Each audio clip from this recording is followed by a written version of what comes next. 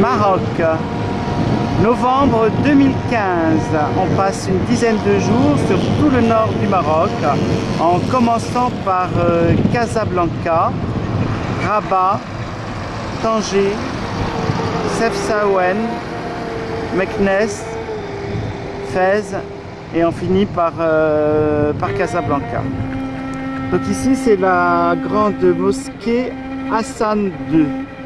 C'est la deuxième plus grande mosquée au monde après celle de la Mecque.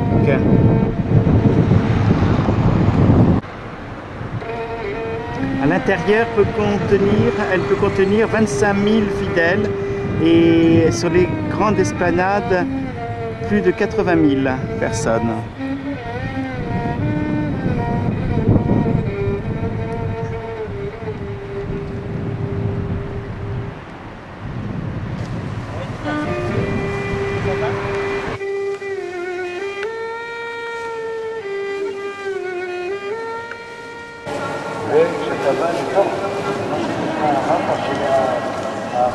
Alors le toit est ouvrant. Quand il fait très chaud, il est ouvert.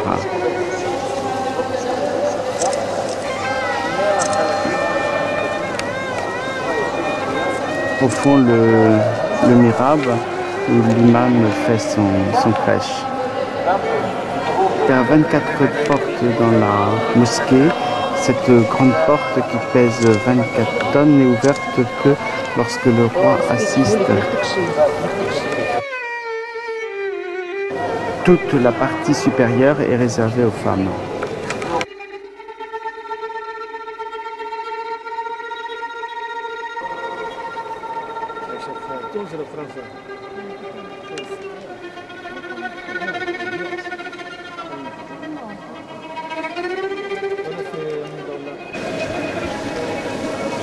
Alors la mosquée est haute de 60 mètres et représente une superficie de 2 hectares. Donc il y a 5000 personnes, 5000 femmes qui peuvent être sur les deux côtés de la scène surélevée. C'est Bouygues qui a fait les gros travaux. Il y a 78 piliers. Le marbre vient des différentes régions du Maroc. Le stuc qui est un mélange de plâtre et de pierre et de poudre de marbre et du blanc d'œuf. Les lustres viennent de Murano. Et c'est une entreprise italienne qui a fait les incrustations en marbre.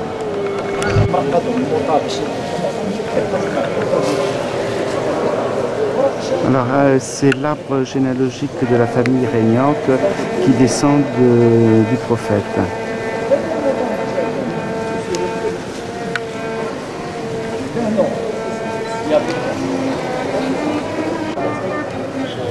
Tout ce qui est en bois est fait avec du bois de cèdre. Et le toit est fait avec des tuiles en aluminium verte, qui est la couleur pour l'islam. Alors Patrick est en admiration devant cette pièce de Zélige.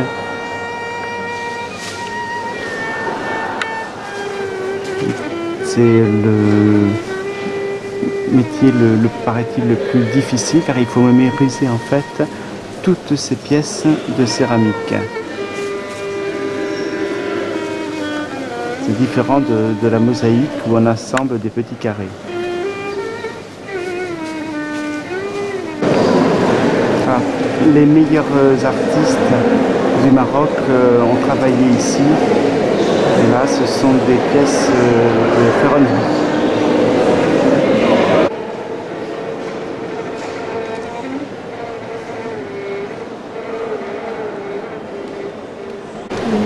C'est le plus haut minaret du monde, il a une hauteur de 200 mètres. Dans le sommet du minaret, les trois boules qu'on appelle Jamour, la première, la plus grande, est dotée d'un rayon laser pour indiquer la direction de la Mecque. Et c'est en même temps qu'on parle. Ces deux portes-là, chacune pèse 8 tonnes. Je veux une ouverture.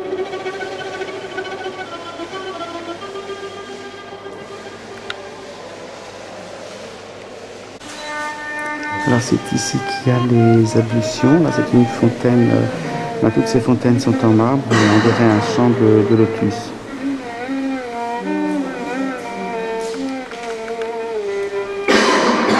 Alors ici la ferronnerie n'a pas été oxydée car cela est dû au tabelak, qui est la spécialité de Marrakech, un mélange de chaud, de jaune d'œuf et qui permet d'absorber l'humidité.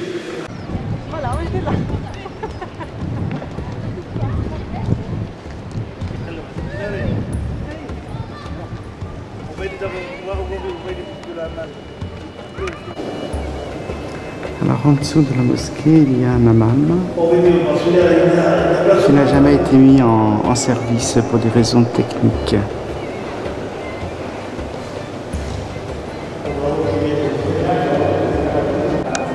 Alors ça c'est de la mosaïque, donc des petits carrés et du zélige.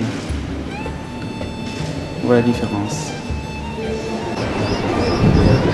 Alors le minaret est rehaussé d'un jamour équipé donc d'un rayon laser d'une portée de 30 km matérialisant la Kiba, la direction de la Mecque.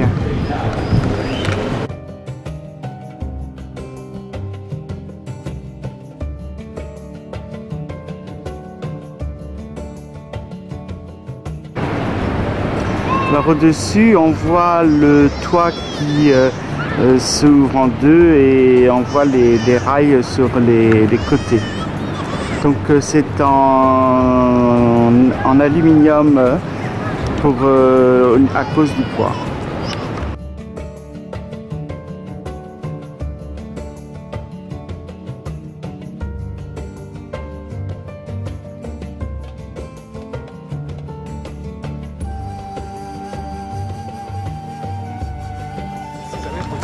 Alors le quartier des Habbouz, la nouvelle Médina, qui a été construite dans les années 20-30.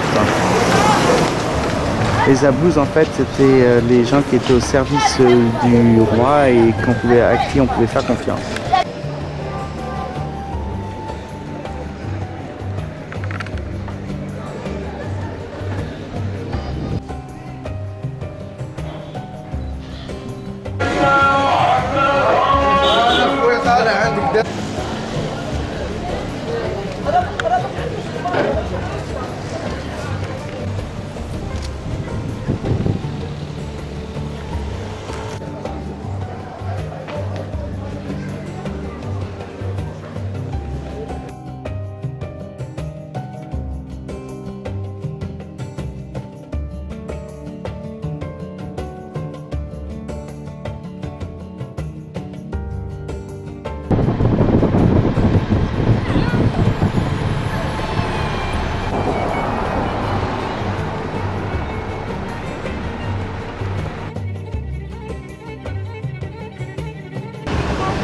La cathédrale du Sacré-Cœur.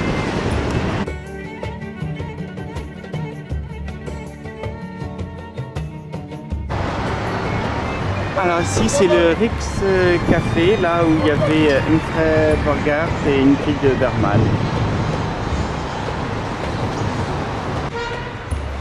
Le roi Mohamed VI, il a 52 ans et il règne depuis 16 ans.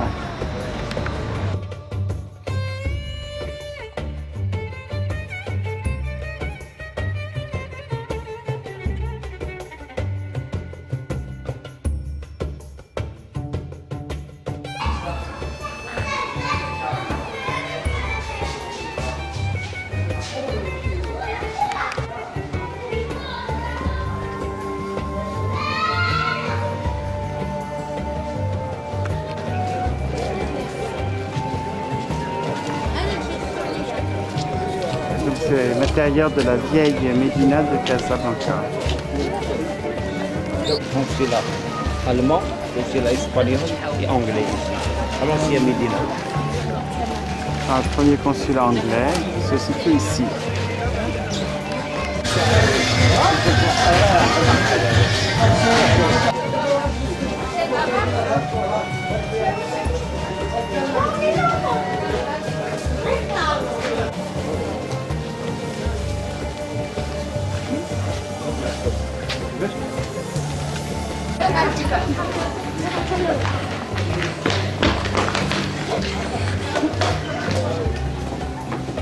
Alors nous sommes à Rabat, dans le riad El Kalabad, un riad de 5 étoiles.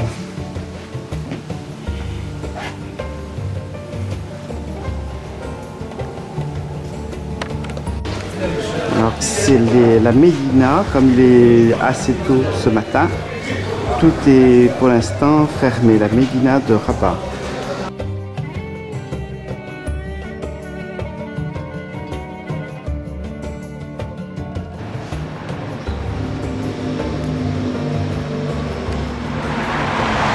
La Kasbah des Oudaïs. C'est une citadelle dont l'origine remonte au Xe siècle.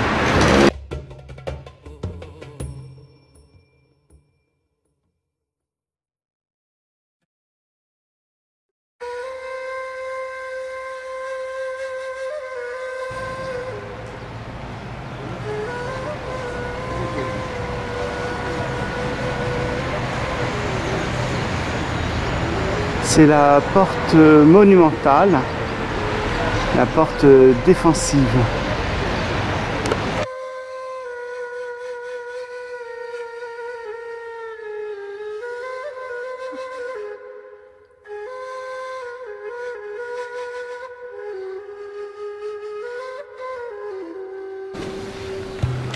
Alors, nous sommes donc dans la Kasbah des Alouates.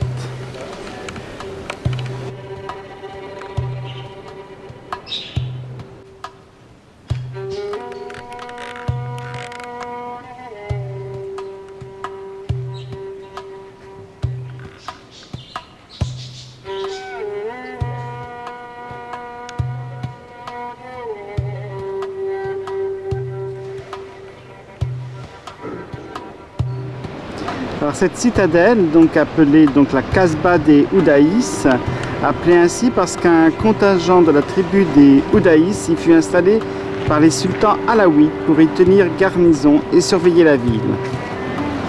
Donc sa création remonte au Xe siècle.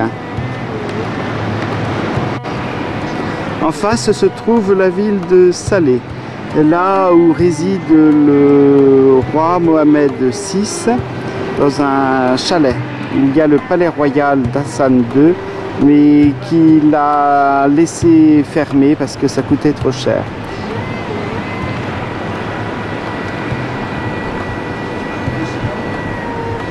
Alors on aperçoit le grand cimetière musulman.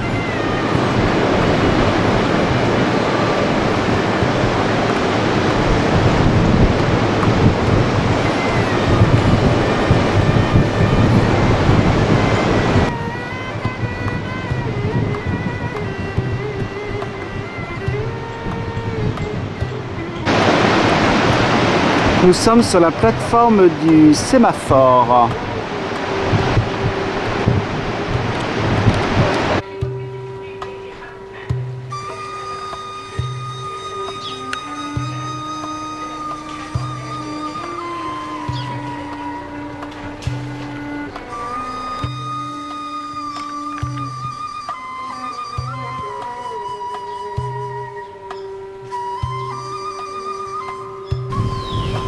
Le jardin des Oudaïs.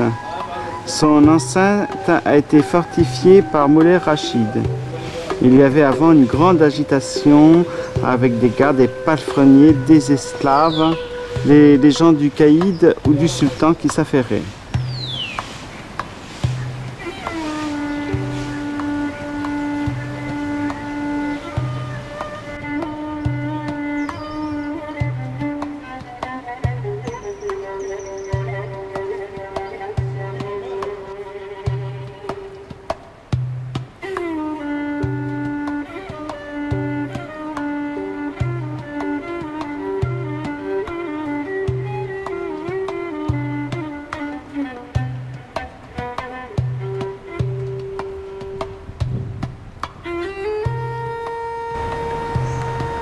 Des orangers.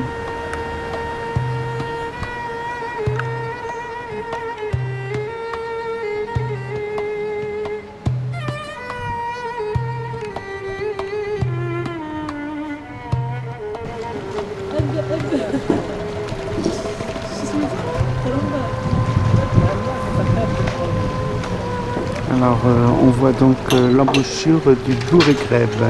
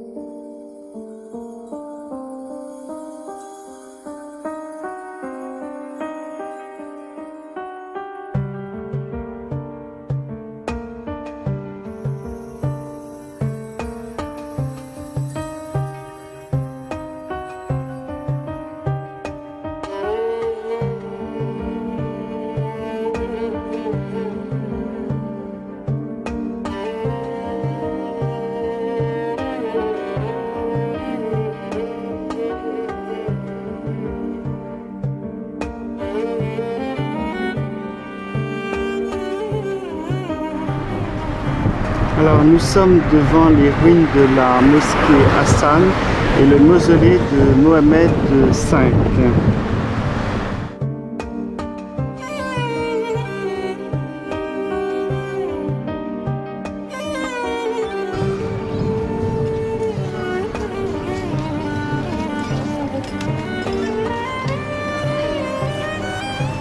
L'entrée du mausolée d'Hassan II.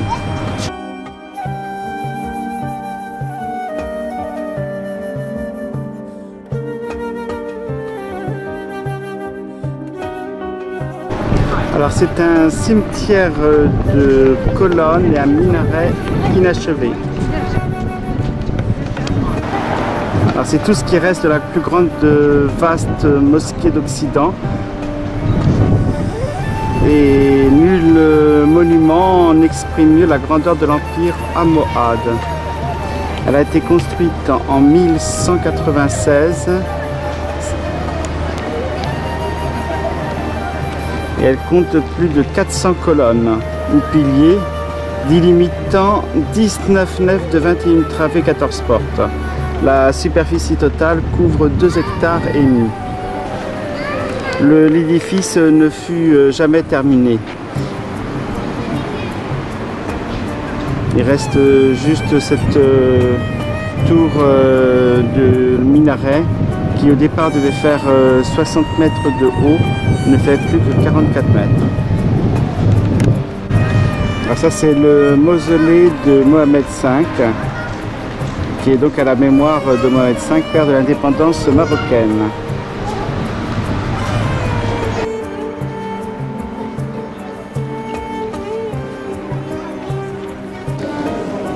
Alors le tombeau de Mohamed V, le fondateur du Maroc, il est enterré avec ses 2 fils. Celle de Hassan II est ici. Alors c'est la coupole est recouverte de feuilles de cèdre et d'acajou. Les meilleurs artisans ont été sollicités pour ce mausolée.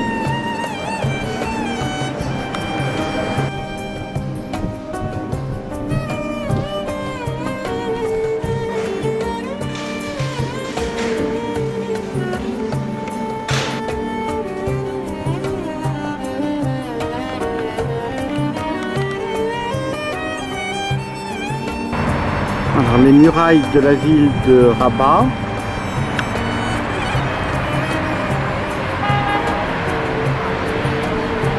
Toute la ville est fortifiée.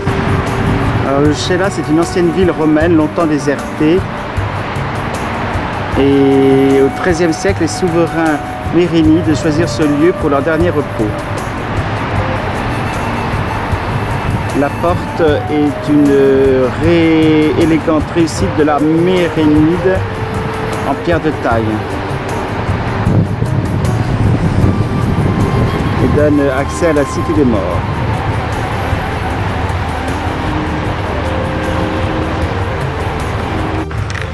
Alors la muraille rougeâtre de Pizé, partiellement renforcée de pierre et de briques, comporte des tours aménagées en chambres de tir. Elle fut aménagée en 1339 par le sultan Albou el-Hassan afin de protéger les tombeaux de ses ancêtres et les fondations pieuses du Chella.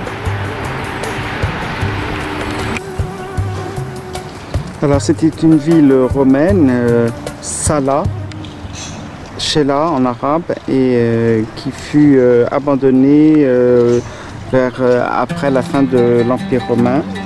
Et ce n'est que donc au XIIIe siècle qu'il fut utilisé pour être une nécropole. Ici se tenait à l'époque romaine forum, temple.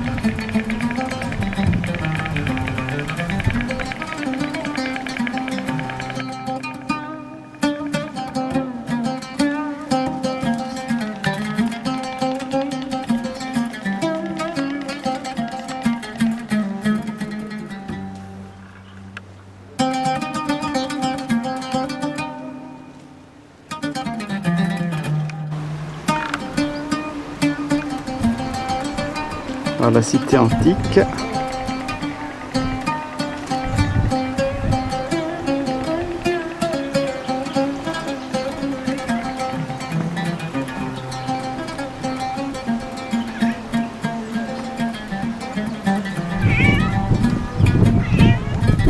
Alors il y a ici beaucoup de chats dans le pays.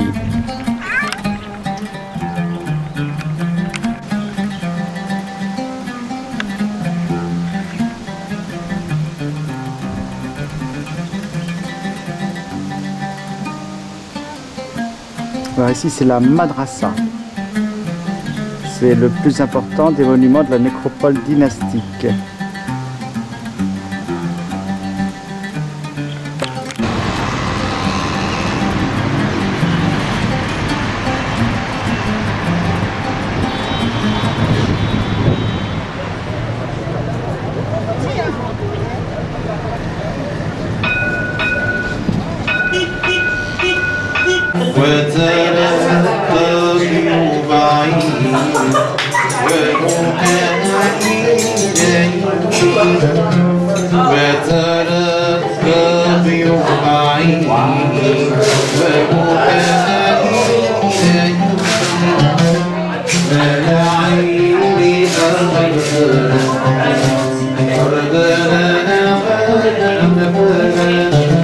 C'est un restaurant qu'on a trouvé par hasard dans la Médina.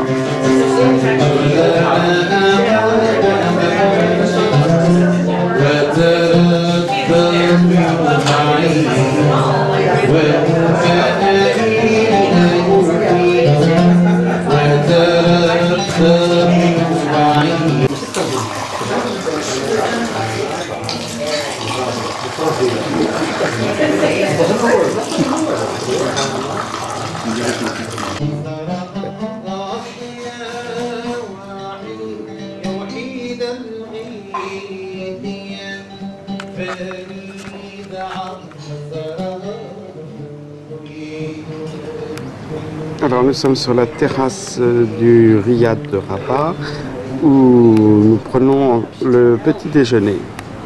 Ça c'est la vue des toits de la ville.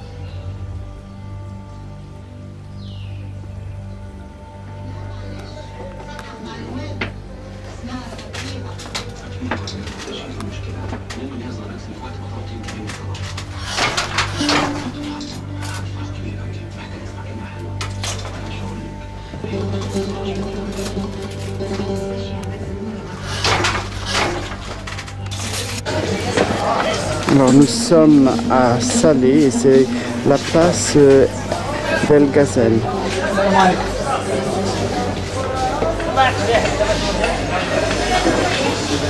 C'est ici qu'à 4h30 les femmes se mettent en rond pour les enchères de la laine et des tapis.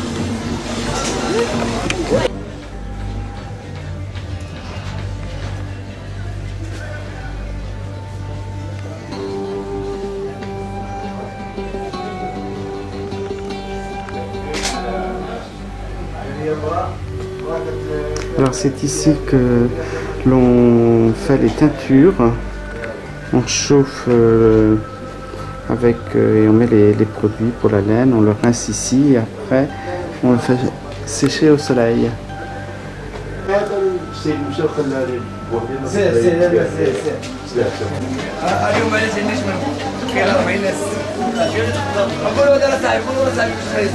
Monsieur la boulangerie. Alors ici la boulangerie.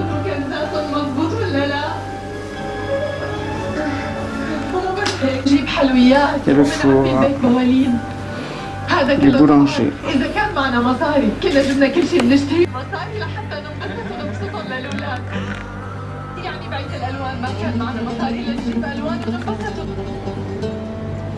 La grande mosquée donc de Salé.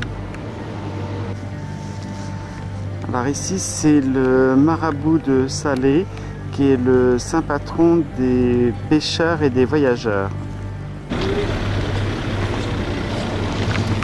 Le cimetière musulman dont les pierres tombales sont tournées vers la Mecque.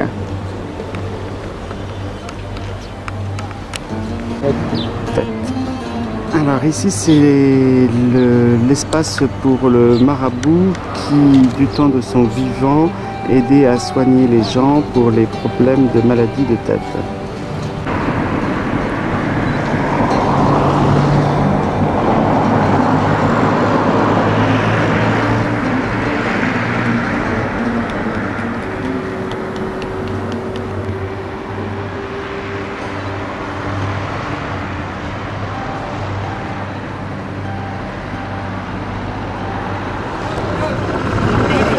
Alors, le port de pêche de Salé.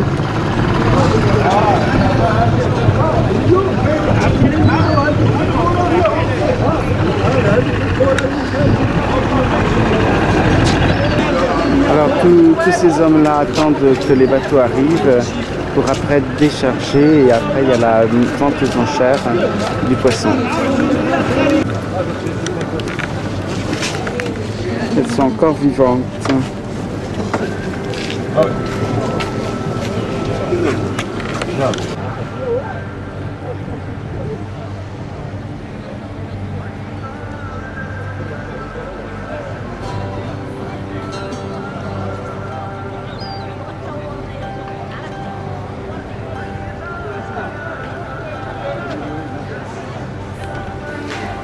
Alors toute la Médina est en train d'être, une partie est en train d'être restaurée puisque le roi va faire une visite officielle en début de l'année prochaine.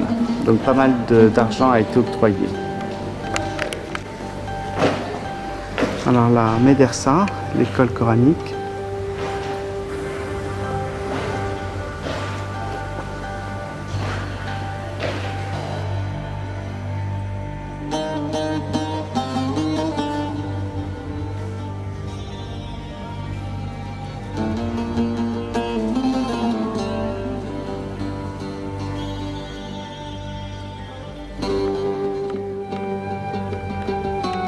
Alors c'est le Nurani de Aboul El Hassan qui fait édifier en 1333 sa Médersa. Et ce qui illustre un moment heureux où l'art hispano-mauresque incline vers la grâce au détriment de la robustesse. Alors le sol est couvert de zélige qui épouse également l'arrondi des colonnes. Alors le cèdre sculpté est d'une richesse remarquable.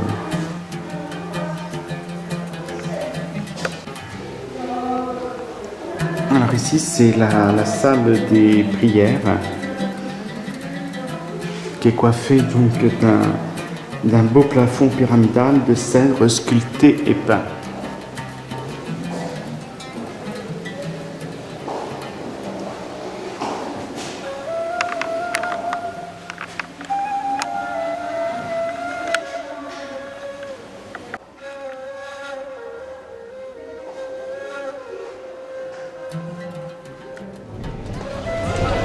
Assis là.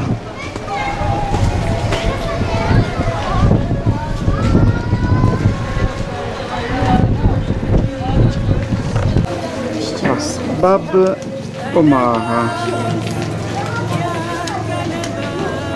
Donc une des portes d'entrée de la ville.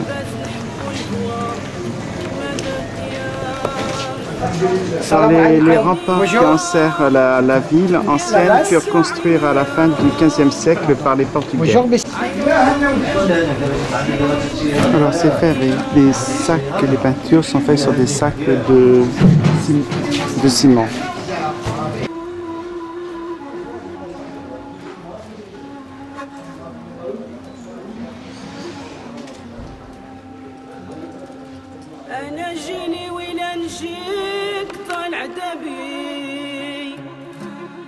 أنا جيني يا الخاربة ديواني أنا ولا مشيت هنا وليت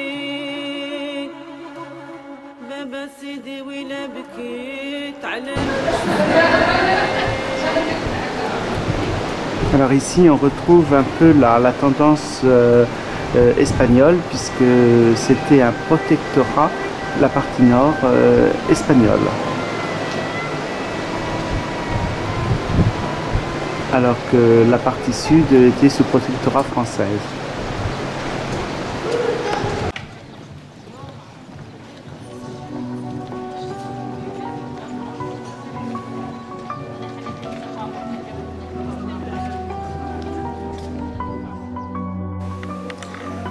Alors le riad qui se trouve à Tanger et qui date du XVIIIe siècle.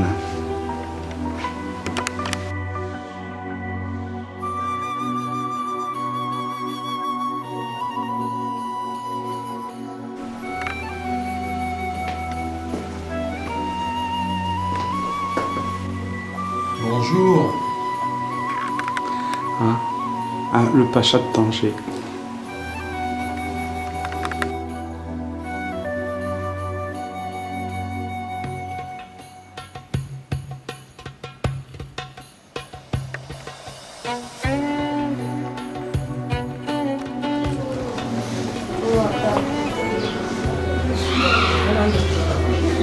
Alors en direction de la Casbah de Tanger. Place de la Casbah.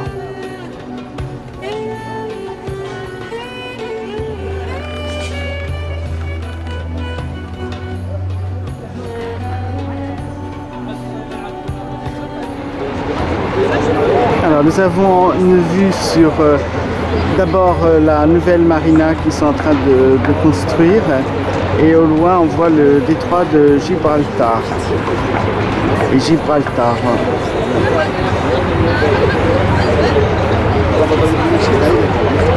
Qui se trouve à peu près à 14 km à vol d'oiseau.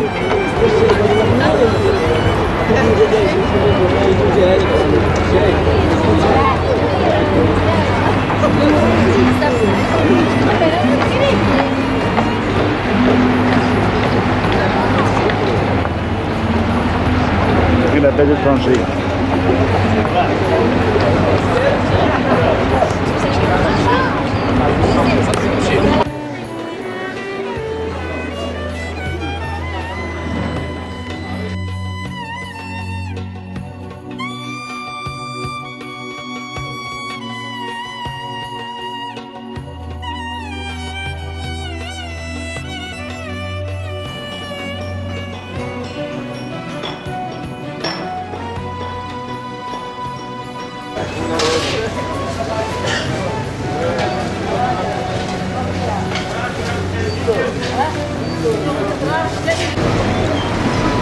Alors c'est la place d'Italie.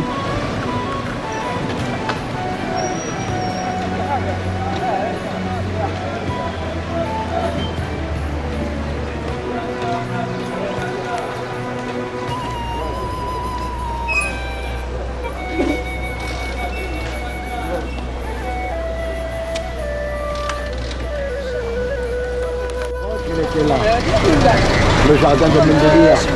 La place du 9 avril au Grand Rocco.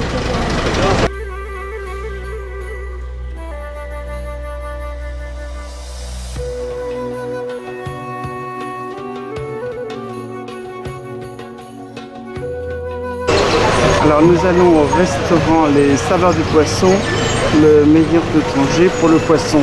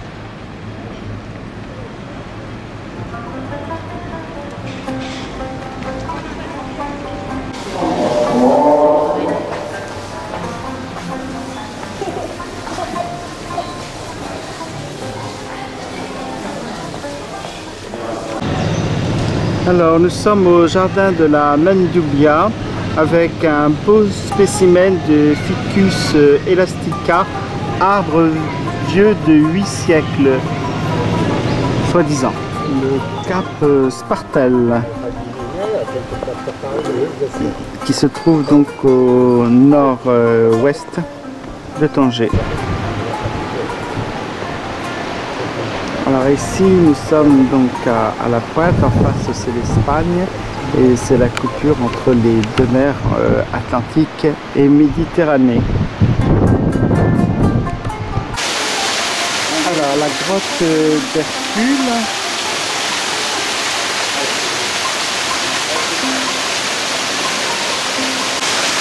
Alors le calcaire étant très dur ici, ils s'en servent pour faire des meules. Pour le grain, pour moudre le grain.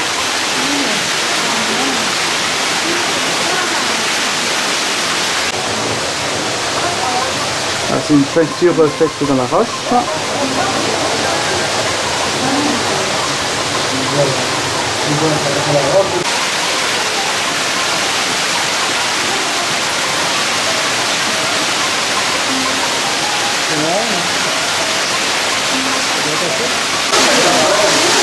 Alors c'est la première fois qu'on voit quand même un détournement d'un lieu naturel par quelque chose aussi mercantile.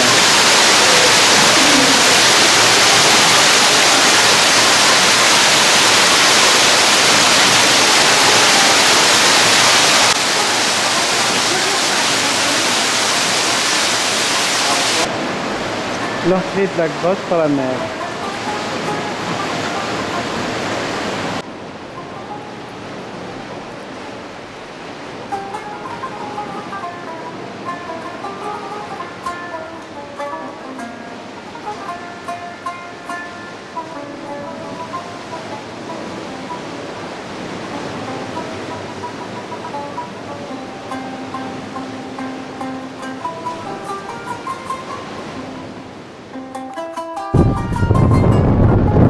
Port Tanger-Med, le grand port de Méditerranée de Tanger.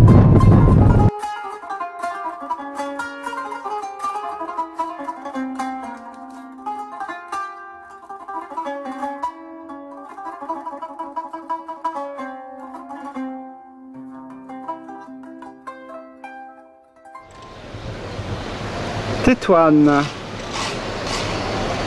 Elle s'étire en arc de cercle autour des dernières pentes du Bel Bersa.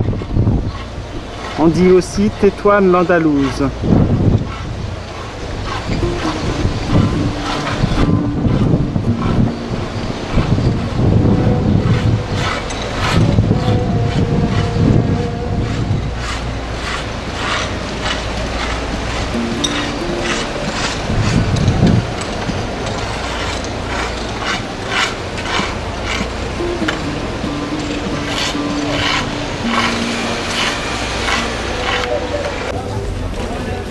Les gens pauvres. Ça s'appelle Rasa Al-Kbira. Bon, mais vous savez qu'on veut juste aller manger, nous, hein? Ah ouais, d'accord, ouais, je vais amener la réponse. Ouais. Parce que on veut pas de guide, hein? Parce qu'on n'a pas de sous, nous. Non, moi, c'est pas un guide, moi. Alors, après avoir mangé à l'hôtel-restaurant Dalia, qui est au centre de la Médina, nous sommes en haut.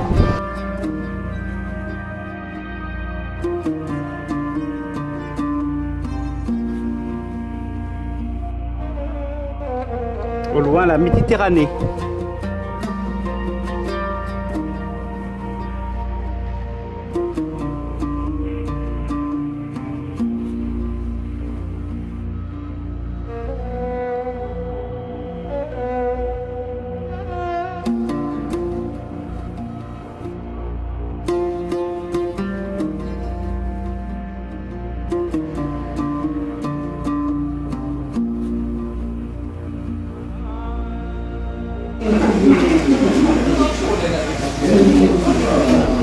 Alors ce sont des petites échoppes où les gens travaillent dans très peu de choses.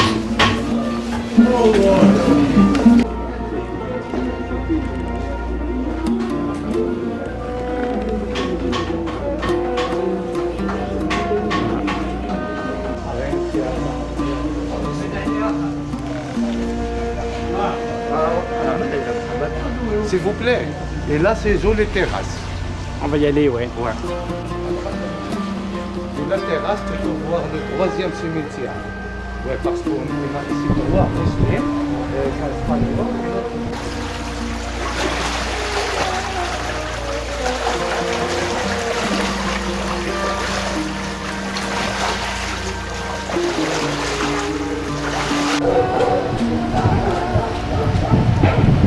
On a les résidus de laine.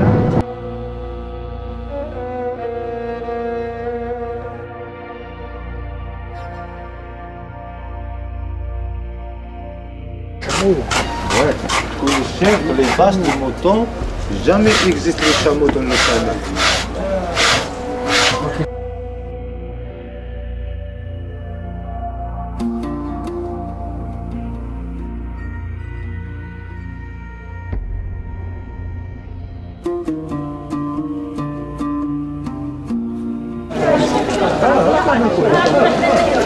Alors aujourd'hui, les gens viennent visiter le cimetière. Demain, c'est le jour de Couscous.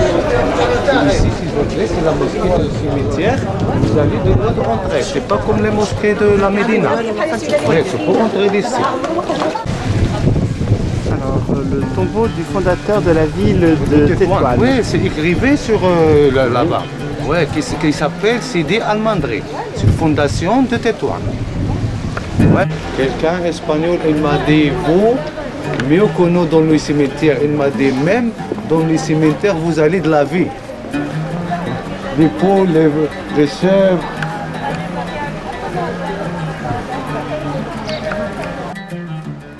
Alors, le petit muret encercle le terrain qui appartient à la famille et une seule tombe par personne.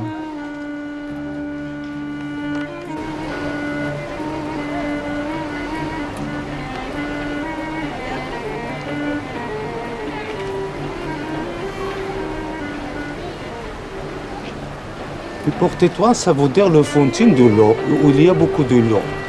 Oui, Tétouan. Ça veut dire le fontaine de l'eau.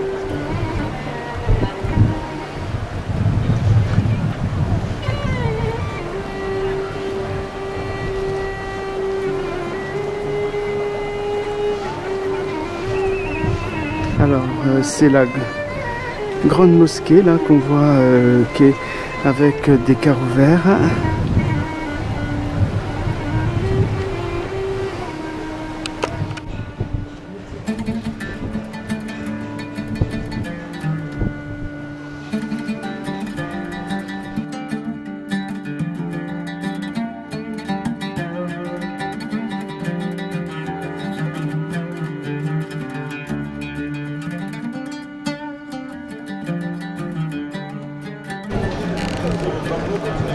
Alors, la place Hassan II.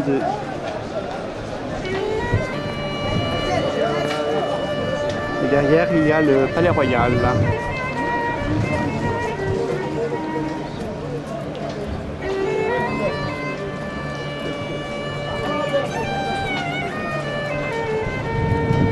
Parce que la ville modernisée reste comme le musée andalusien. Notre logement à Chefchaouen.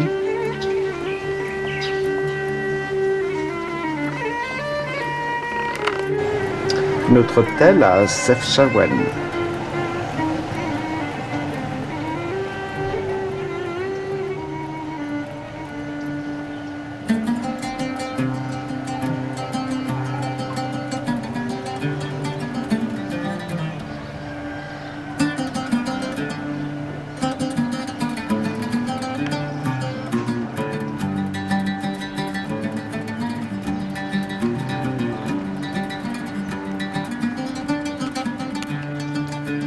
Des orangers.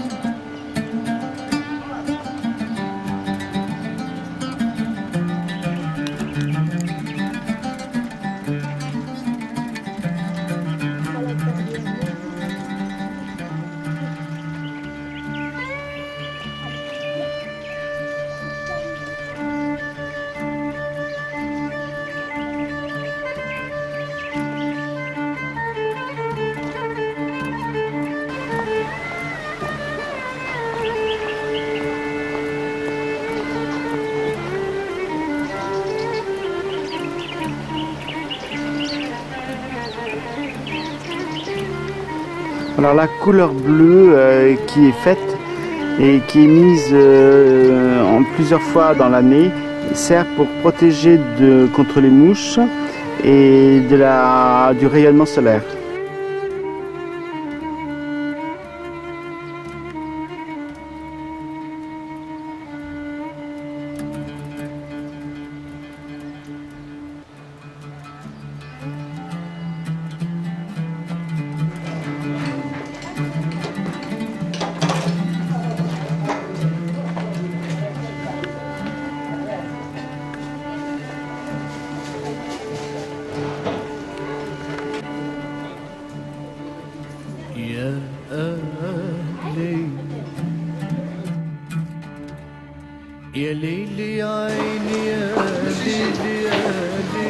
Alors ici on voit beaucoup l'influence andalouse, puisque quand les musulmans furent chassés de Grenade et d'Espagne, beaucoup, près de 700 familles, s'installèrent ici. Souvent ce ne sont que des petites échoppes.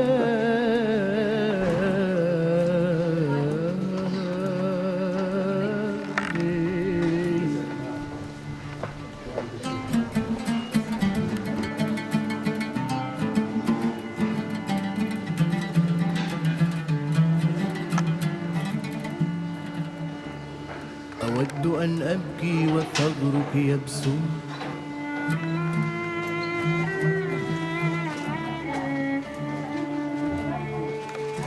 أود أن أبكي وثغرك يبسم فيا لجز لي دمعي ولا تظل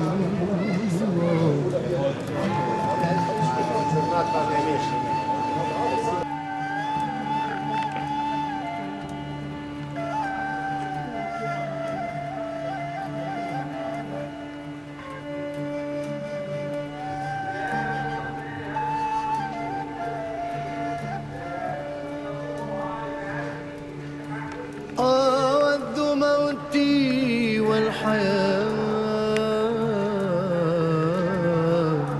تزيد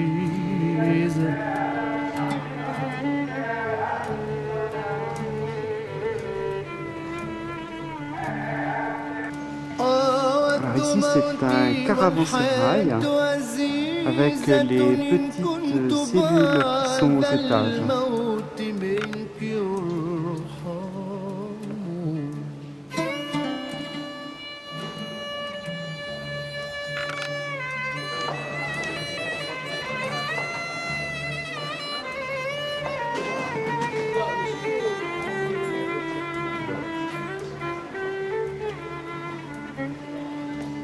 سميت نفسي بغرامك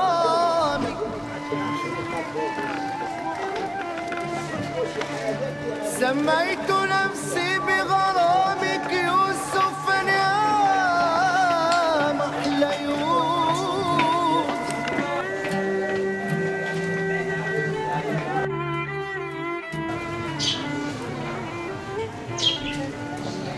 سميت غرامك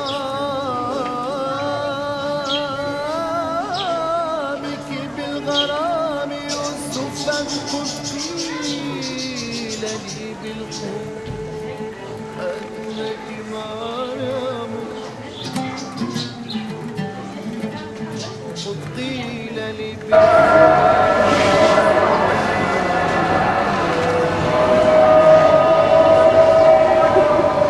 La Casbah.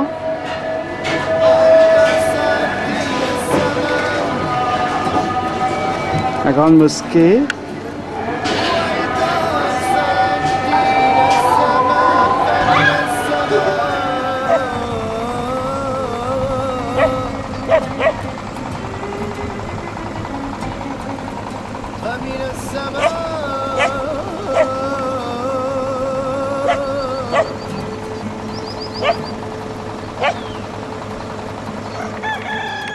Alors nous voilà arrivés à Fès, donc un autre riad.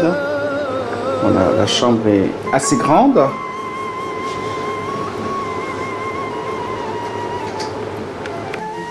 Alors nous sommes au riad d'Artari et on attend le guide.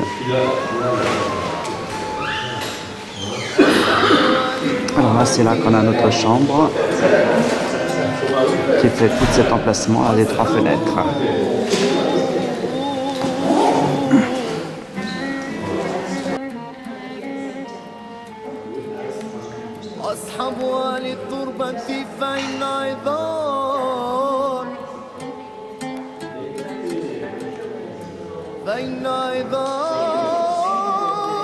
Alors, une des 320 mosquées de la Médina, L'ancienne ville du qui Moyen-Âge. comporte plus de 350 000 C'est personnes. la plus ancienne Médina du royaume, la plus grande Médina de toute l'Afrique. Enfin, il y a des historiens qui disent que c'est spécial, c'est unique au monde de la Médina du frère. Les pierres tombales, c'est la sculpture sur les pierres tombales. C'est du marbre. Toi, ben, les portes, et puis la façade.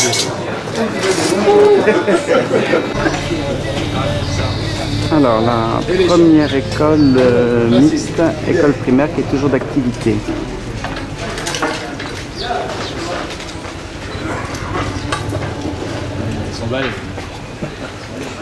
Il veut dire la cité universitaire. C'est le logement des étudiants, l'internat pour les étudiants d'autrefois. La Bouinania, le nom du fondateur Abou Inan. Et Abou Inan qui veut dire père de Inan. Par exemple. Abou qui veut dire père. Abou Inan. Alors, mécanisme de l'orge hydraulique. Clepside, voilà, le fameux carillon hydraulique.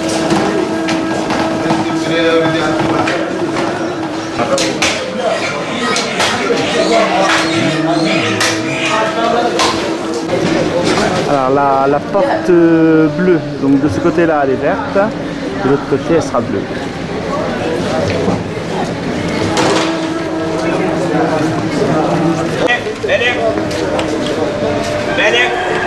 le mulet qui transporte les bouteilles de gaz.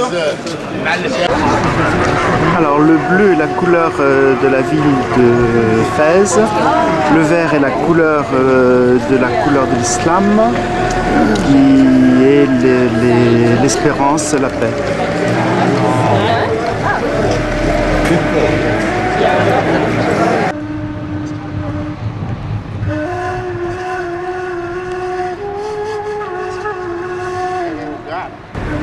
Alors la porte du Palais Royal. Donc c'est le Palais Royal, c'est sa résidence à travers le royaume. La capitale administrative du royaume, c'est Rabat. Et Sa Majesté, quand il vient ici à Fès, c'est là où il réside avec sa famille. Et c'est le plus ancien à travers le royaume. Il est daté du début du XIVe siècle, 1368 exactement. Alors tout le stuc, qui est un mélange de plâtre, de poudre de marbre et de blanc d'œuf, est travaillé directement sur place. Alors les portes sont en bois de cèdre, recouvertes de plaques de bronze.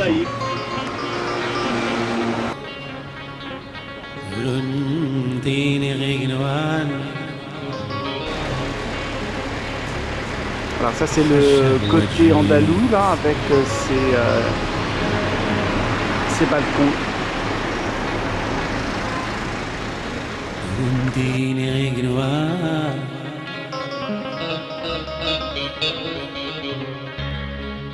Alors, une des 14 portes de la ville.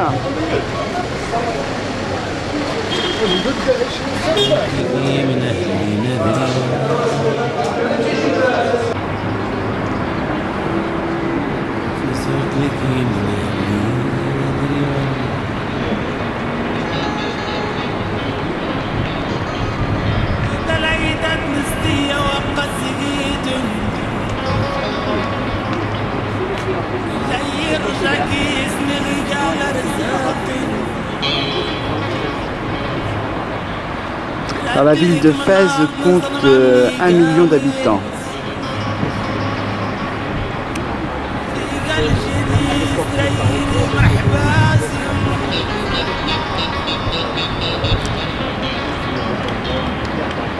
Alors, la ville, la vieille ville est au fond de la cuvette, ce qui est assez rare pour une médina, et ceci à cause de l'eau.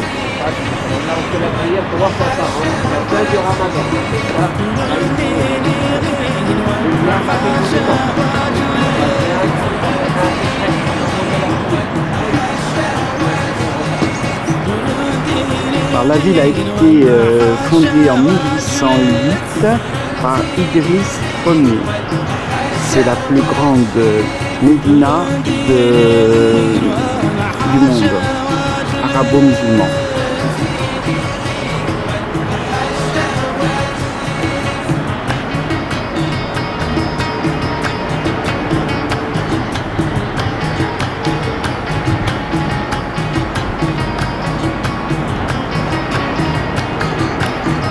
Il y a plus de 320 mosquées. Le tombeau de Mérénide.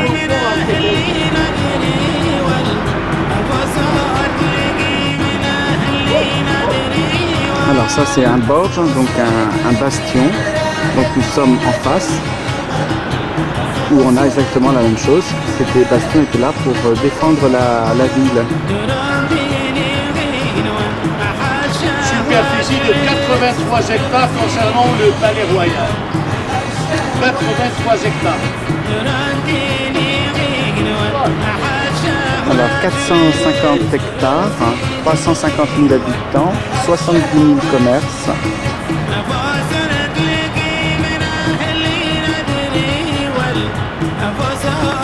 Alors le quartier des potiers. Donc ici c'est l'argile. Donc mélangé avec de l'eau, ça sèche pendant une semaine.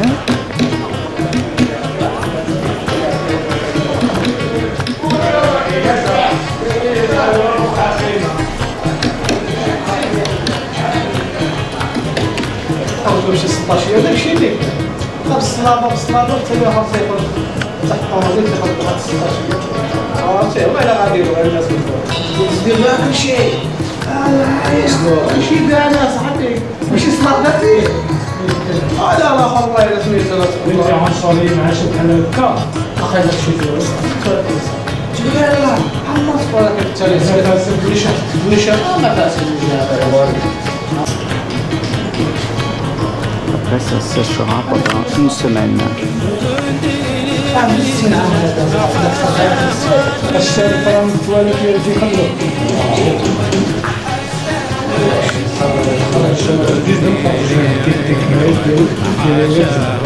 Alors ça, ce sont des fours qui sont alimentés par des noyaux d'olive. Ils sont un peu comprimés et qui font que ça crème bien. Alors la première cuisson, elle se fait de l'argile vierge à 1200 degrés.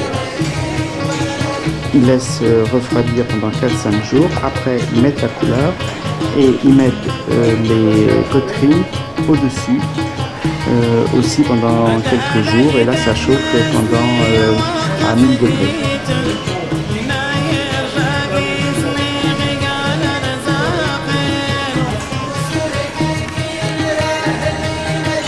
Après on retrouve ils ont plus de 40 couleurs différentes. Et ils font avec des marteaux toutes les formes possibles pour les éliges et ça ne s'écaille pas. Donc ils peuvent utiliser l'ensemble du carreau. Lui il fait la grande découpe et lui il fait les...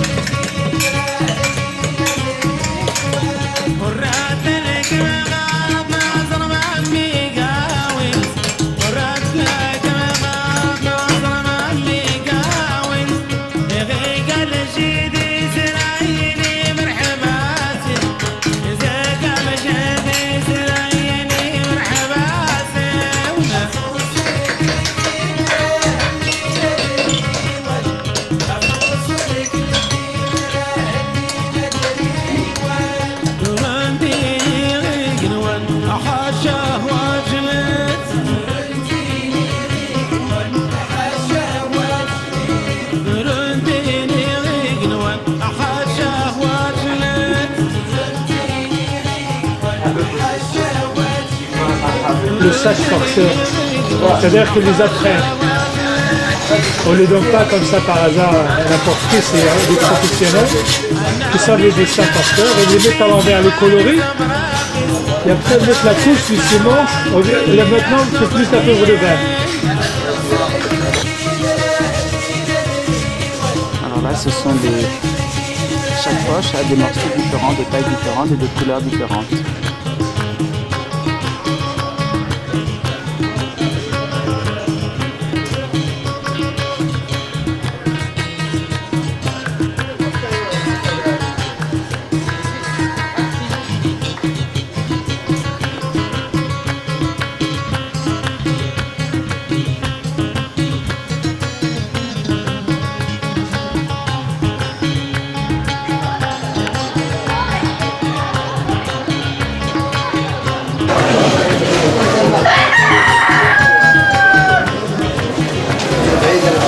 Ça, c'est des commerçants, c'est des gens qui viennent du bled. Ils achètent la volaille, qui achètent les poulets fermés, puis ils les ramènent dans le coin et ils les vendent ici.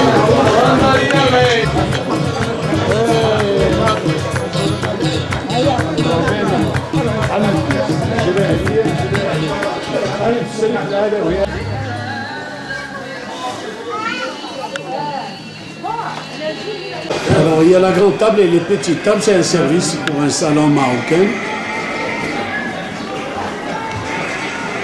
Alors là, ce sont des chaises pour les mariés, des chaises à porteurs. C'est ce qu'on appelle en français les palanquins. Les palanquins, oui. Les palanquins, là on met la mariée dans une, le mari dans une autre, transportés sur les épaules des femmes, des hommes, c'est les amis, les invités, les amis. Ça danse au milieu, c'est pour les amis.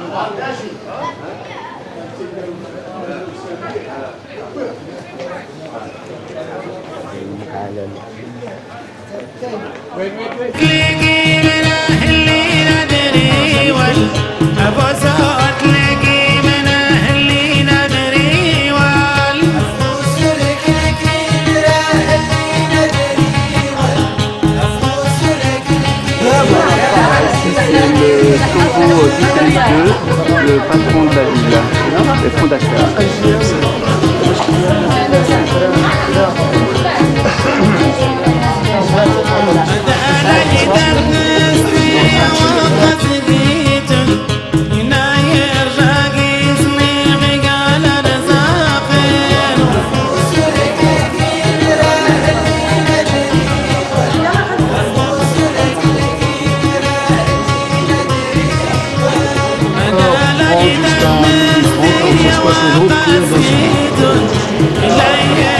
Pour les femmes, c'est tout à fait au fond, mais la grande salle qui est là, ici, c'est tout.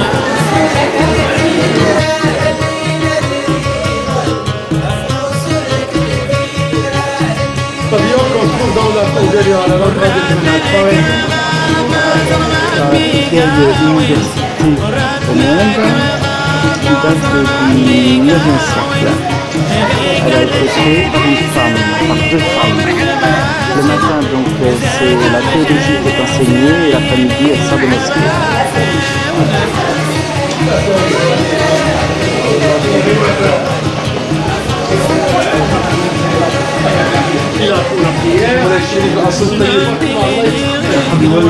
pour la prière, avec ça, Aktari, veut dire le soupe des églises. Plus petite et la plus ancienne. Petite, on peut devenir les chambres, qui ne sont pas les 40 de chambres. Des petites cellules de 4-5 mètres carrés juste pour passer la nuit. Il y a 17 universels dans ce style dans la Médina de Fès. Ça fait à peu près là, une quarantaine d'années que ce sont devenus des monuments désaffectés. Là où il y a des cités universitaires, des universités modernes dans la partie européenne.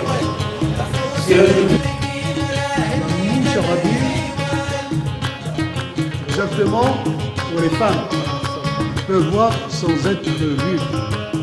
Mouchard, vous savez le mot français, mouchard, moucharder, voir à travers, voir sans être vu. Et là, c'était réservé spécialement pour les femmes harem autrefois. Donc, une famille à fête, ça se passe à l'intérieur d'une maison. Les hommes, ils sont au patio avec les groupes folkloriques de les femmes qui sont à l'étage, en regardant par les petits trous. Donc, ils voient le tout, il n'y a plus personne qui peut les voir. Ce qu'on appelle la moucharabine, c'est ce que vous appelez chez vous en français, une jalousie. Une jalousie.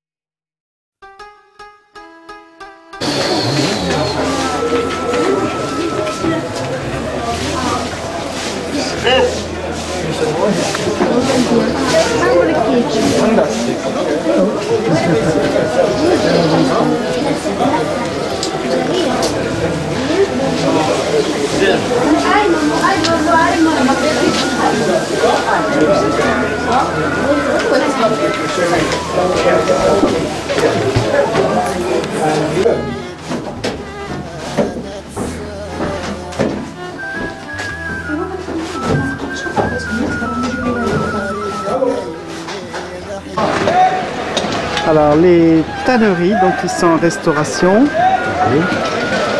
Donc ils datent de à peu près été fondé à l'époque de la construction de l'ancien Midi, entre 8 et 9e siècle.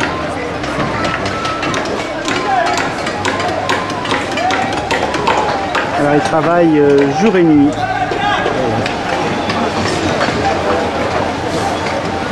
D'ici combien de temps ça va être fini en France? C'est jamais 2 mois au maximum. Encore 2 mois. Encore 2 mois. Maintenant, il ne reste pas beaucoup. Alors au niveau de la restauration, une carrelage et du carrelage à l'intérieur des cuves qu'il n'y avait pas auparavant.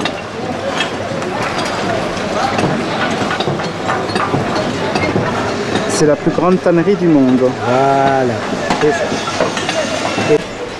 Alors ça c'est la tannerie telle qu'elle était avant la restauration. Ici la chaux, là des fientes, les différentes teintures. On laissait tremper. Voilà comment on travaille. Dessalé dans des grands bassins, trempés dans l'eau durant 15-20 jours, puisque le sel se lasse de la peau. Et après, il passe dans la chaux vive, les bacs blancs. Et la chaux sert, ça sert pour faciliter la tâche de déménage, du dépoilage, parce que l'empêche dans la laine, les poils rendent faibles, et après, c'est facilement à la main. Ça se retire à la main. On va voir ça. Ça, c'est le dessalage de la peau. Vous voyez les grands bassins ici. La peau est trempée dedans et le sel se lâche peu partout. Hein? Voilà. Ici, c'est la chaux vive. Voilà comment on fait délainer, dépoiler la peau. Vous voyez à la main. Quand c'est passé dans la chaux. Voilà, quand c'est passé dans la chaux. Parce qu'il n'y a pas de produits chimiques ou tous les produits. Voilà les bacs de la chaux vive.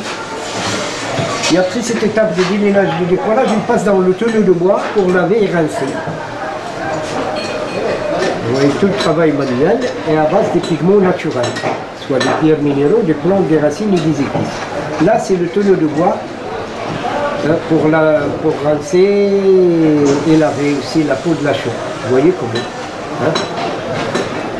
Et à côté, il y a la fiente des pigeons. Et la fiente des pigeons sert, voilà la fiente des pigeons. La fiente du pigeon sert pour la souplesse et la douceur de la peau, parce que voilà la profondeur du bassin. On a presque 1,50 m. Voilà comment on fait hein, dans la fiente du pigeon, parce que c'est la matière qui assouplit et adoucit la peau. Il y a le guano, il y a de l'ammoniac acide naturel. C'est de l'ammoniac, si vous voulez dire. L'ammoniac végétal. Après les vannes de tannage, et là il y a le son de blé, la pierre de lala, l'écorce d'arbre de limousin, l'écorce de tamarisque, l'écorce de noix, l'écorce de grenadine. Et des bouteilles. Vous avez vu avec des bâtons manipuler la peau, il ne peut pas rentrer dedans. Alors après là, il faut racler les gras. Parce qu'à l'intérieur de la peau, de l'autre côté, il y a une chute de gras. Alors regarde comment on fait racler à la main. Parce que ça monte comme la mienne et après, hein, c'est du travail. Après cette étape, voilà les couleurs jaunes comme on fait sur le toit à la main. Et après on le met sécher sur le toit aussi même, sur les feux. Les couleurs sont bien imprimées jusqu'à la masse de la peau, parce que ce sont des couleurs naturelles. On donne le temps à la peau qu'elle l'absorbe, hein, jusqu'à ce qu'elles sont bien imprimées. Et voilà, ça sèche, et voilà la finition. Il faut encore le racler, il faut encore l'assouplir et l'adoucir à la main.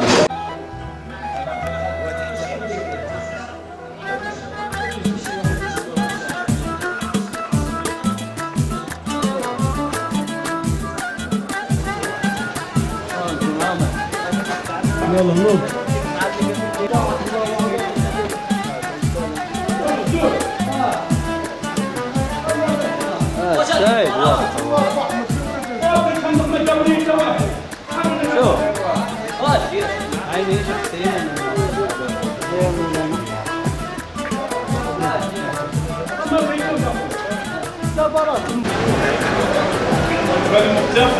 Alors ça c'est les peaux qui trempent.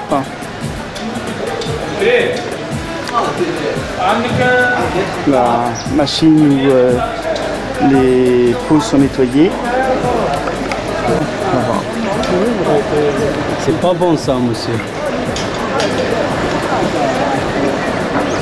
C'est une vidéo. Oui, vidéo.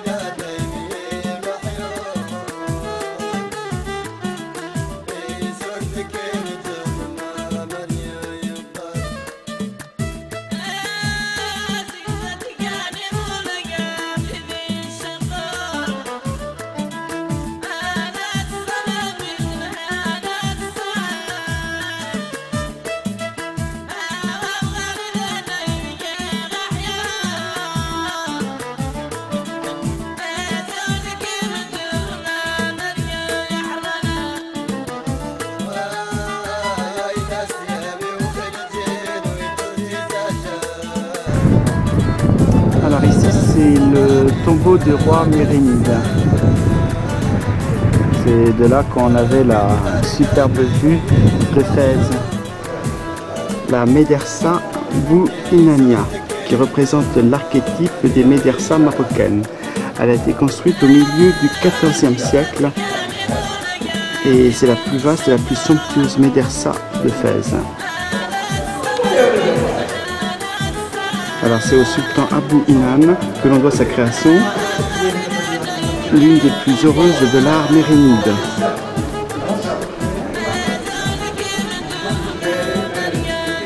Alors le sol est dallé de marbre et de nix.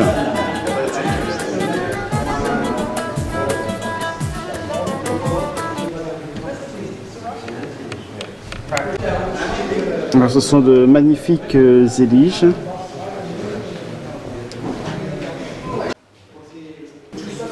Aussi c'est l'oratoire ici plus exactement. Donc les non-musulmans n'ont pas le droit de rentrer. Alors ici c'est une dérivation de l'oued Fès-Longe.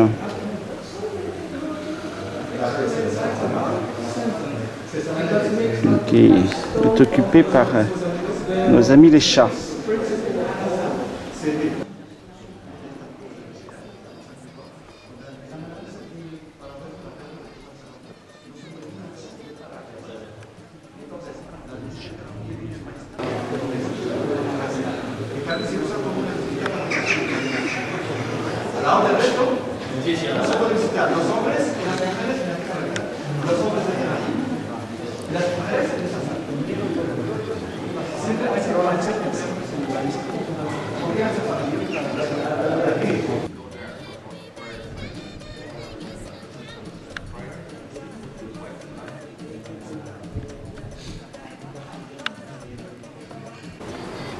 Voilà, ce sont les petites cellules qui étaient donc pour les étudiants, puisque Médersa c'était l'école. Donc ce sont des petites cellules.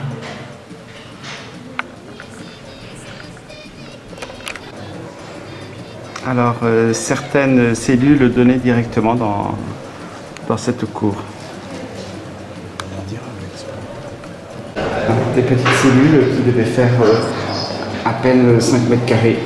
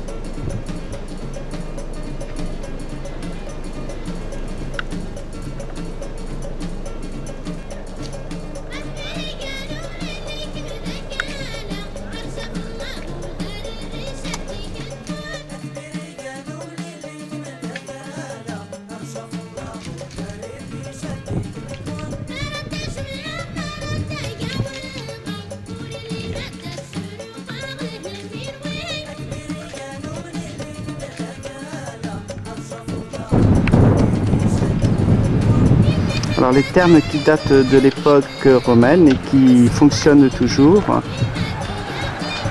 c'est de l'eau chaude,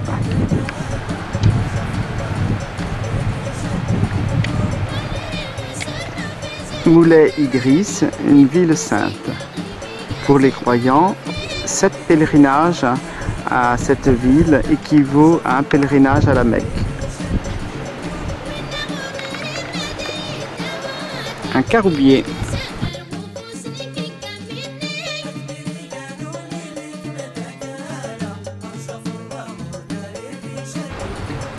Alors avec le caroubier, on fait du chocolat et les graines dures à l'intérieur, on fait un médicament.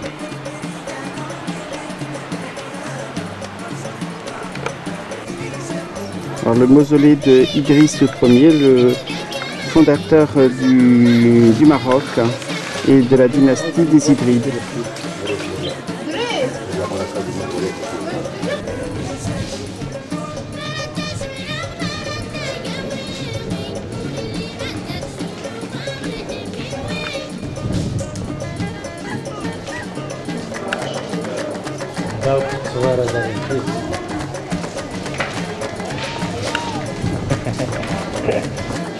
Dans la porte du palais royal, tout en bois de cèdre.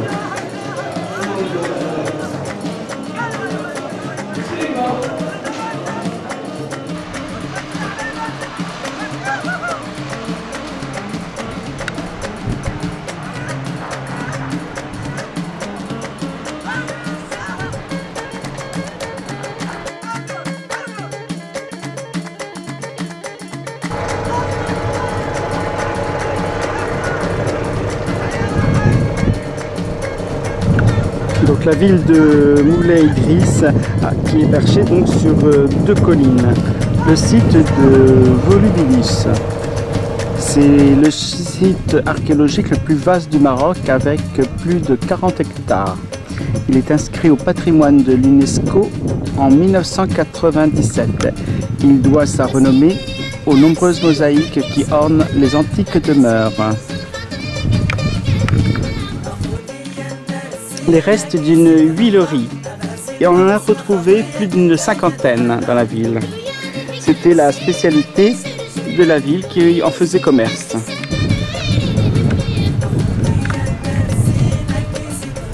La maison d'Orphée. Au fond donc de l'atrium, donc entièrement pavé de mosaïques, s'étendait le tablinum, le lieu de travail et de réception du maître de maison. On voit une vaste composition qui met en scène Orphée, charmant des animaux de sa lyre.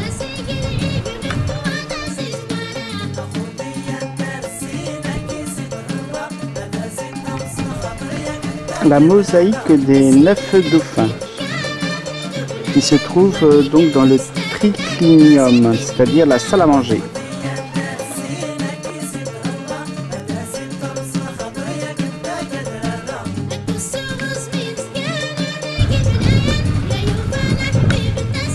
La ville a été construite 2 siècles avant Jésus-Christ et elle prospéra jusqu'au 8e siècle.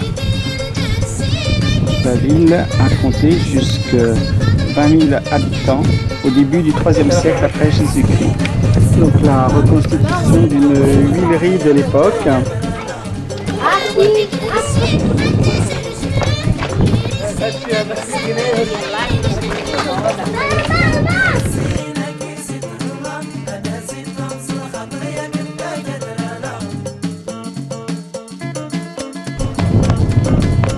Alors là, ici, nous sommes sur le forum, là où il y avait toute l'activité de la cité et l'administration. Alors ici, c'est la basilique civile. Ce genre d'édifice annexe indispensable au forum servait à la fois de lieu de promenade et de réunion en cas de mauvais temps, de bourse de commerce ou encore de tribunal. Il est probable que la curie, le conseil municipal de Volubilis, y tenait séance.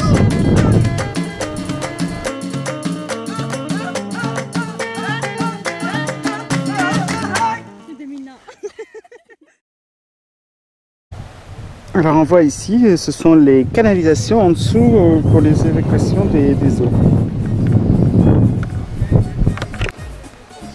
L'Arc de Triomphe, il date du 3e siècle et il a été érigé, comme l'indique sa dédicace, à la gloire de Caracalla et de sa mère Julia Domna.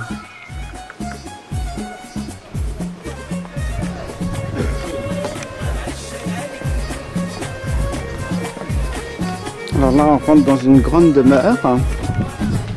avec différentes pièces. Voilà, c'est une maison de patriciens avec donc la cour. Alors ça c'est la maison à colonnes avec différents styles. La maison à l'effet.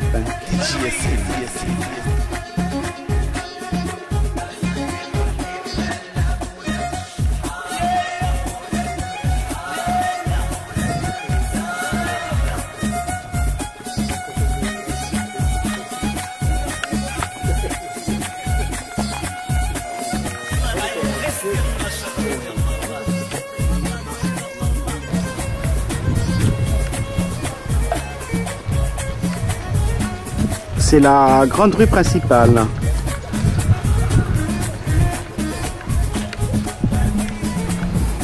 Alors de cette grande avenue, on voit donc toutes les maisons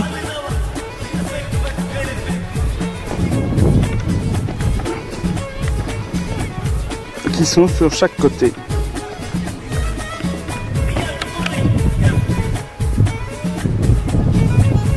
Alors ici c'est la maison de Dionysos et des 4 saisons.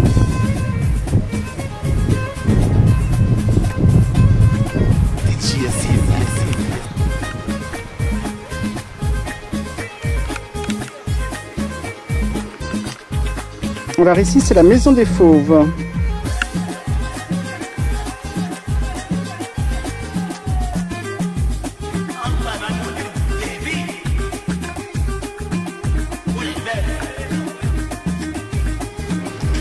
Nous sommes au Riad de Meknès, à Meknès. Patrick est en train de regarder comment faire pour allumer les lumières, car nous sommes un peu dans la pénombre.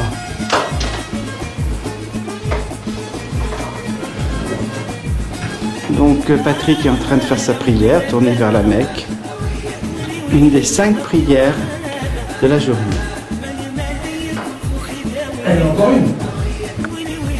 Et il y en a encore une, oui, à 10 h. Alors Patrick ferme la porte de la chambre.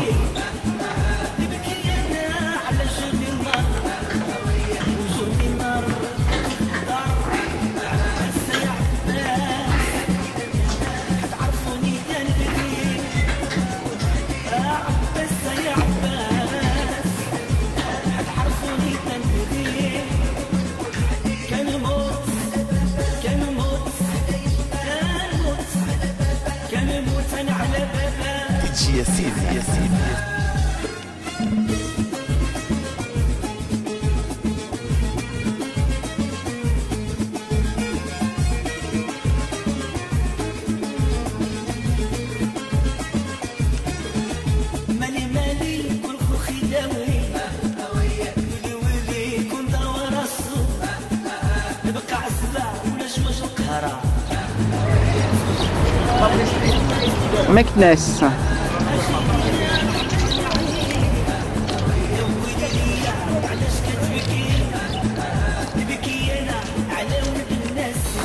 Alors, une maison du XIVe siècle, c'est la vieille partie de la ville, la plus ancienne, qui date à peu près de l'ensemble du XIVe siècle.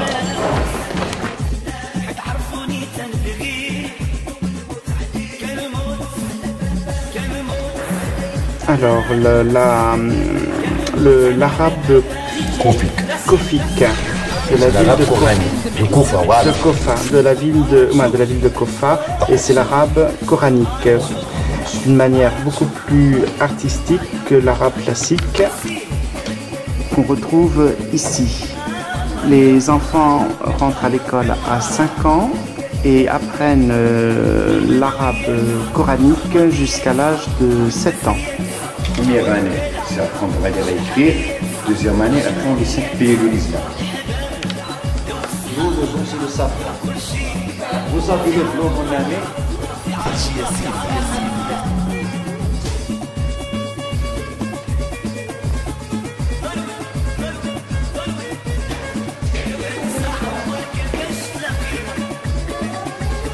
Alors ici, il y a 3 versets du Coran. Le plafond, c'est en bois de cèdre, 100% en bois de cèdre.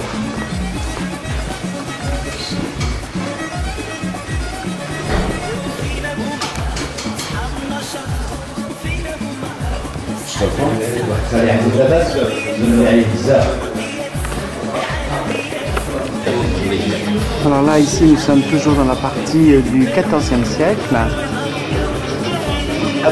de la Médina.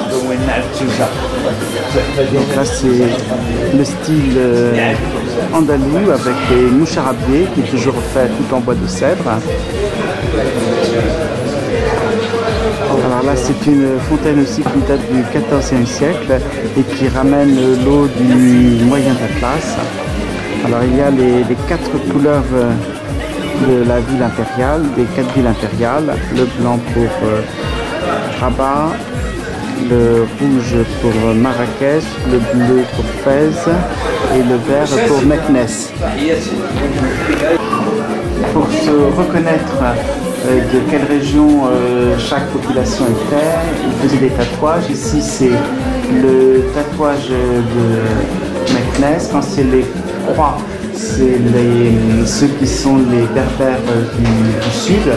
Et les hommes les mettaient sur les mains, ou sur les poignets exactement, et les femmes les mettaient sur le menton et sur le front.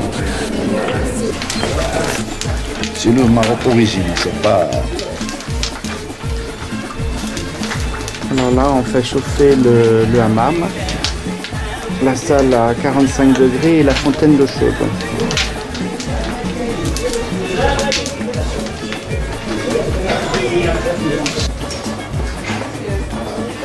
Alors une autre mosquée du XIVe siècle, de style andalou. Mosquée Nejarid. Nejarid. C'est le dernier Mélouisier.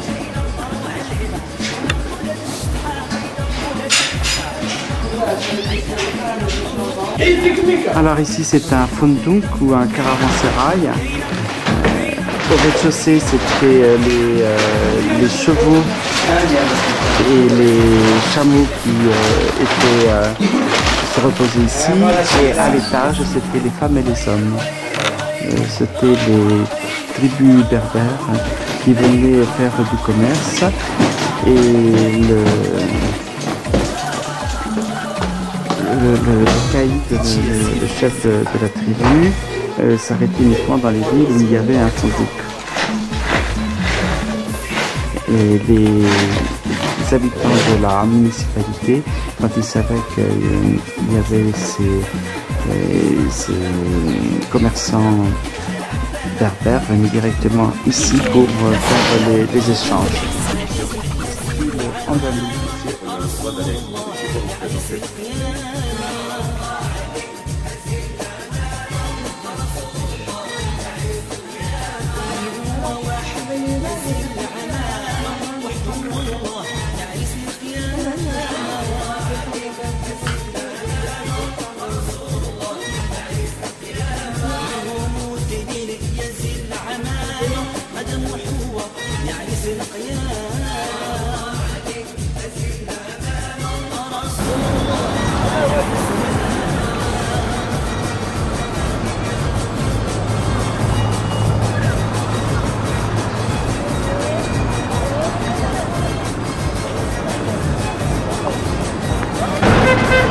La porte Bab Mansour, qui a été terminée en 1732 et qui était à l'initiative de Moulay Ismail, qui fit de Meknès la capitale du royaume.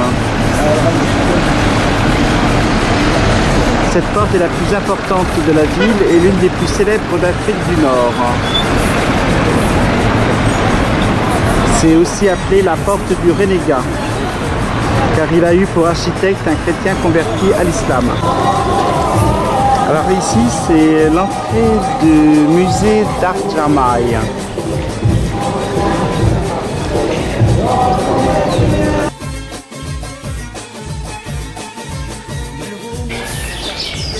Alors cette demeure fut construite à la fin du 19e siècle par le grand vizir Jamaï qui tomba en disgrâce sous le règne du sultan Abdelaziz et qui vit ses biens confisqués et mourut en prison. Alors aujourd'hui elle s'organise autour donc d'un merveilleux riad andalou.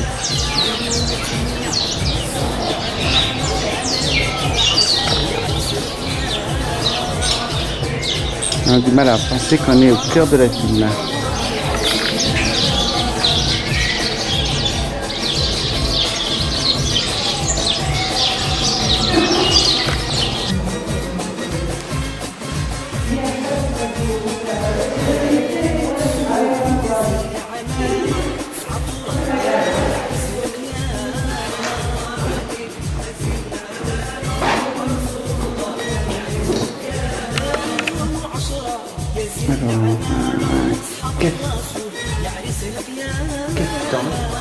Robe de femme, tissu de fil d'or et d'argent, et en soie.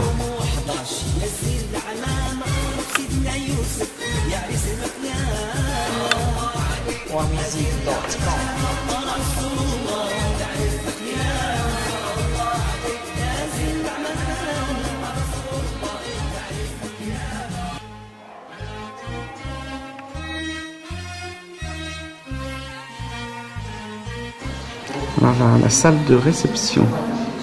La réception familiale, la réception pour le harem. Uniquement pour...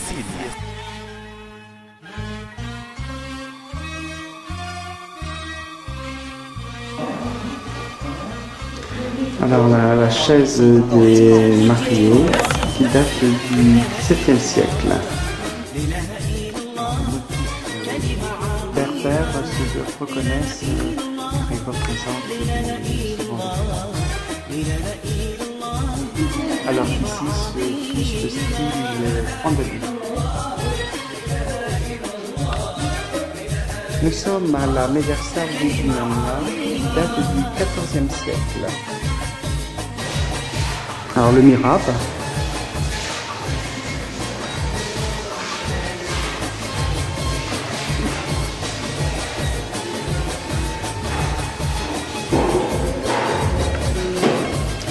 La cour intérieure.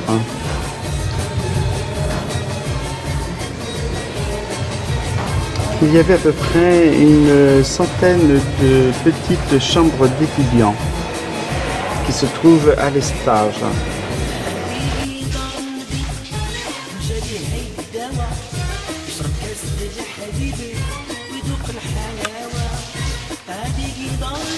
Alors dans chaque verset du Coran, il y a le mot Allah. On peut représenter avec la main positionnée comme ça.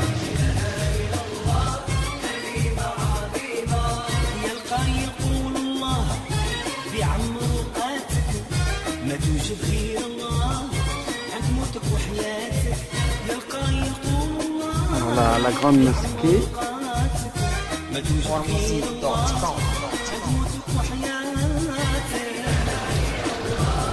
Alors nous sommes sur une terrasse panoramique où on va déjeuner et on domine la ville, la vieille ville de Meknès.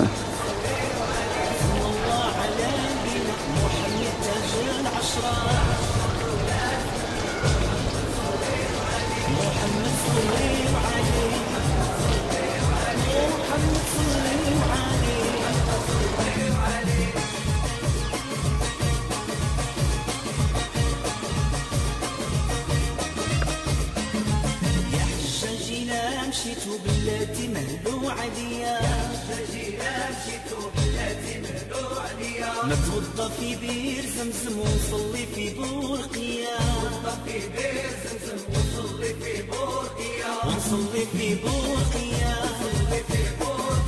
ونصلي في بورقيا. Le tombeau de Moulay Ismail. Non, une trêve.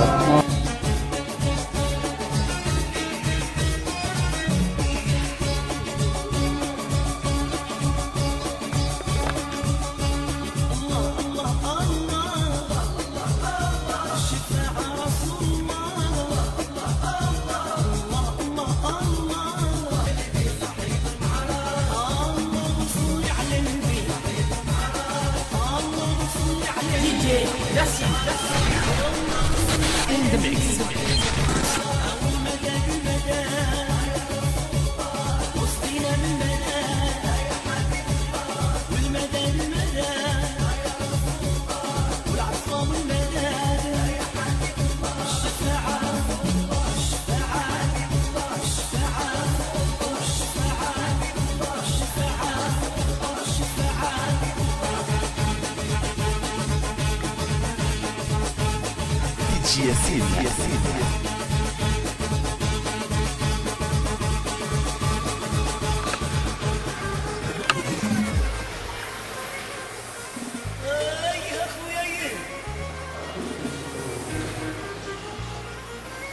ça c'est le style andalou puisque c'est peint.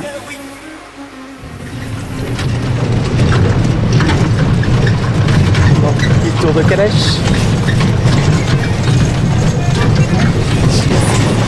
À droite, le palais royal de Moulay Ismaïl du XVIIe siècle. La rue fait 1 km de long. Nous sommes dans les travaux grandioses du sultan. Derrière les murailles, il y a un quartier qui habitait la famille de Moulay Ismaïl avant. Il y a trop de murailles avant pour préparer les échafaudages, pour préparer les murailles. Alors l'ancienne porte du Palais Royal.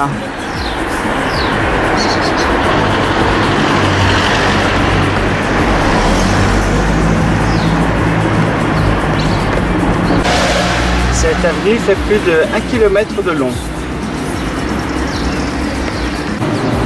Alors l'entrée du Palais Royal de Mohamed VI.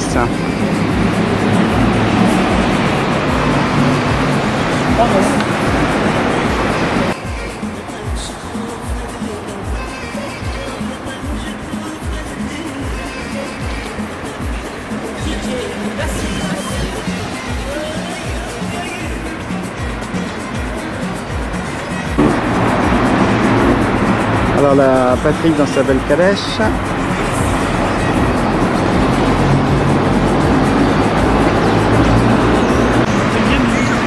Les greniers de Moulay Ismaïl.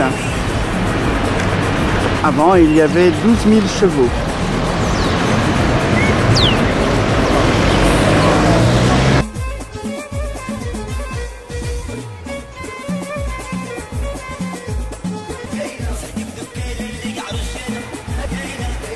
Alors c'est ici que l'on entreposait les réserves de grains et de foin destinées aux 12 000 chevaux qui composaient l'écurie de Moulay Ismaïl.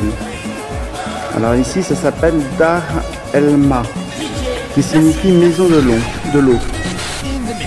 Et on peut voir encore des citernes profondes de 40 mètres où l'on faisait monter l'eau grâce à un système de nourrière actionné probablement par les chevaux. Alors ici il s'agit en fait ici d'une unique salle comprenant 23 nefs et dont la hauteur devait être supérieure à 12 mètres. On appelait donc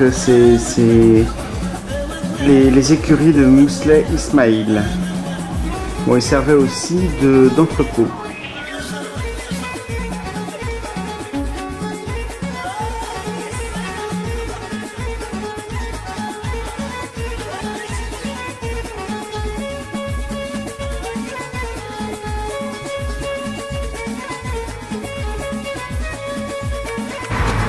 L'ancien palais de Moulay Ismaïl, où on voit toutes ces cigognes.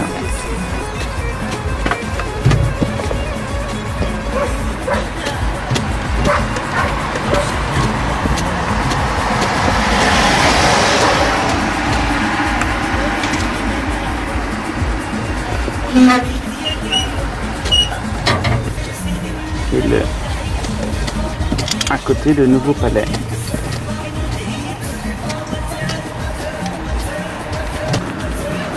Alors ce sont les bassins face aux écuries et aux greniers de Moulay Ismaïl.